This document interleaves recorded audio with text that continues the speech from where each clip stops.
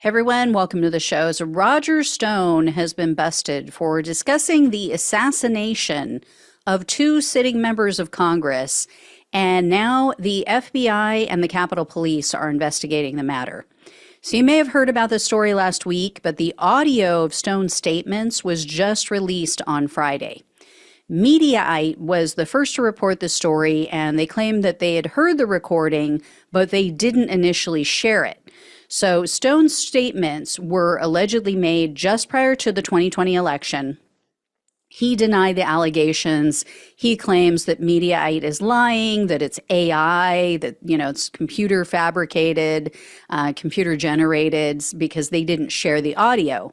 So Mediaite said, okay, here's the receipts. So here is what they shared on Friday night of last week. A piece there, I'm gonna go find Swalwell and get this over with. It's time to do it. Then we'll see how brave the rest of them are. Either Swalwell or Nadler has to die before the election. They need to get the message. So I'm just not putting up with this again. Our source told us that this was not a one-off conversation, nor was it in jest. Our source told us Stone was talking about taking specific actions on these plans. Quote, Roger spent election day and the months prior calling for acts of violence. It was definitely concerning that he was constantly planning violence with an NYPD officer and other militia groups. So in that recording, Stone was allegedly speaking to a friend of his. It's a New York cop named Sal Greco. And Greco was later fired by the New York Police Department because of his relationship with Stone. He was fired in 2022. And Greco hasn't denied that this conversation took place. He hasn't denied these allegations.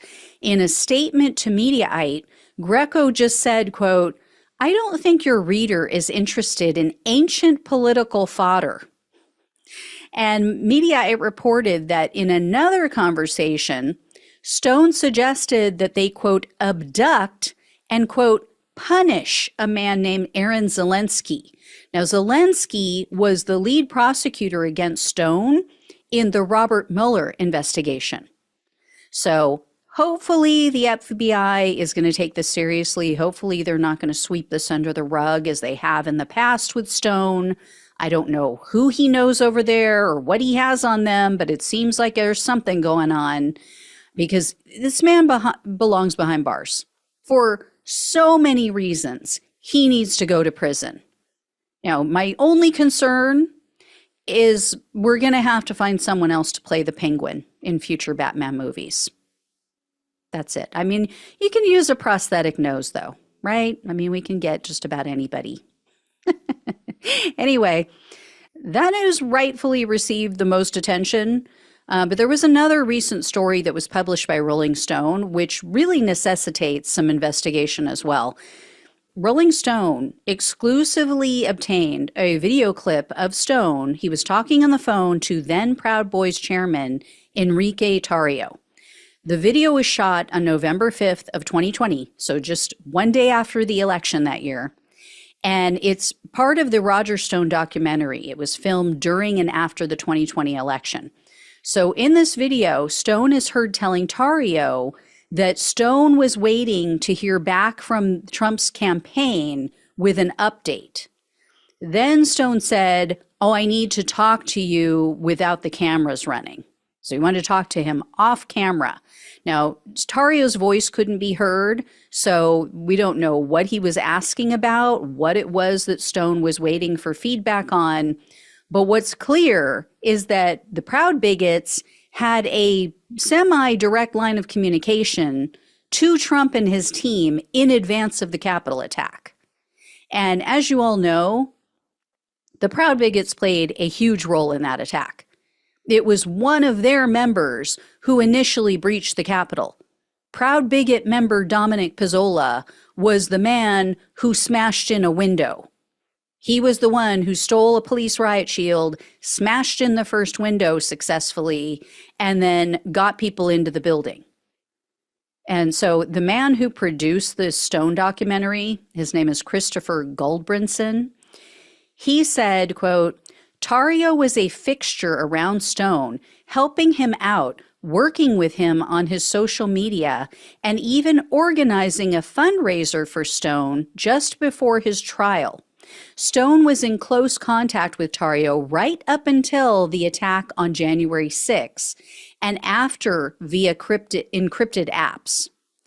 And according to Rolling Stone, Gulbranson wants the world to know that his film shows that, quote, the most violent group at the forefront of the attack on the U.S. Capitol was closely connected to the Trump campaign through Roger Stone, Donald Trump's friend and ally for more than 30 years.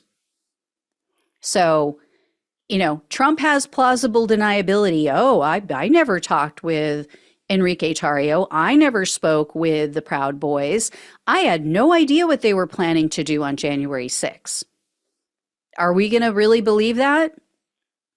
Given that we now know that Tarrio had this back channel to Trump and his campaign through Roger Stone? Roger Stone, who literally has a Nixon tattoo on his back? Roger Stone, who has been caught lying? Roger Stone, who was indicted and convicted of a crime and then pardoned by Trump? Yeah. Okay. Yeah, I'm sure they weren't talking about anything at all about January 6th. I'm sure there were no messages passed on about January 6th whatsoever. Yeah. If you believe that, I have a wall on the southern border to sell you, and it's not going to cost you a penny. You know why? Because Mexico's going to pay for it.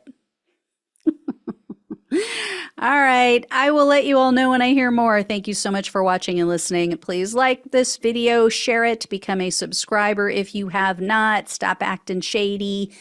Become a donor if you possibly can. Love you all. Take care. Talk with you soon.